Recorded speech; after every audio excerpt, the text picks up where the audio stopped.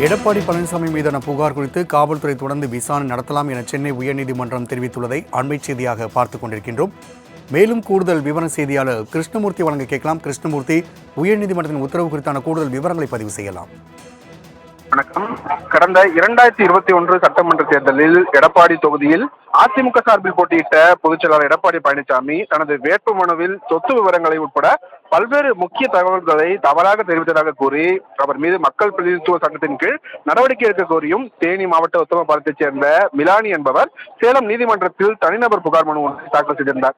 அதை விசாரித்த சேலம் நீதிமன்றம் இந்த புகார் குறித்து விசாரணை நடத்தி முகாந்திரம் இருந்தால் வழக்கு பதிவு செய்யும்படி சேலம் மாவட்ட குற்றப்பிரிவு போலீசாருக்கு உத்தரவிட்டிருந்தது.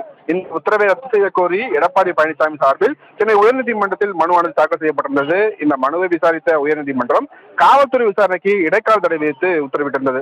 எடப்பாடி பழனிசாமியின் இந்த மனுவை நீதிபதி வேல்முருகன் விசாரித்து வந்தார். அப்போது எடப்பாடி பழனிசாமி தரப்பில் புகார்தாரர் மிலானி எடப்பாடி தொகுதியை சேர்ந்தவரோ தேர்தலில் போட்டியிட்டவரோ அல்ல எனவும் வேட்புமனுவில் எந்த தகவலையும் மறைக்கவில்லை எனவும் புகாரே விசாரணைக்கு உகந்தது அல்ல என்று வாதங்கள் வைக்கப்பட்டிருந்தது. காவல்துறை தரப்பில் சேலம் நீதிமன்றம் பிறப்பித்த உத்தரவின் அடிப்படையில் தான் சேலம் மாவட்ட குற்றப்பிரிவு இந்த வழக்கை பதிவு செய்துள்ளதாகவும் தெரிவிக்கப்பட்டிருக்கிறது.